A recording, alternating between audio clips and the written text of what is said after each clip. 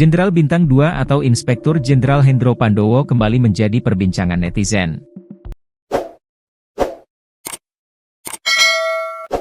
Ia mengunjungi tahanan Polda Bangka Belitung sehabis Idul Fitri.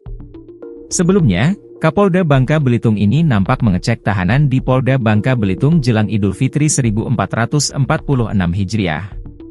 Dalam video Humas Polda Babel, dikutip tribundastimur.com, Minggu, 6 April 2025, kembali mengecek tahanan sembari traktir martabak. Selain itu, ia juga memberikan bingkisan. Sebelumnya, alumnus Akpol 1991 ini pun menanyakan soal kesiapan tahanan untuk salat Idul Fitri.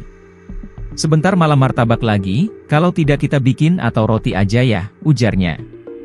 Irjen Pol Hendro Pandowo adalah seorang perwira tinggi Polri yang sejak 26 Juli 2024 menjabat sebagai Kepala Kepolisian Daerah Kepulauan Bangka Belitung. Hendro, lulusan Akpol 1991 ini berpengalaman dalam bidang reserse. Jabatan terakhir Jenderal Bintang 2 ini adalah staf ahli sosial budaya Kapolri.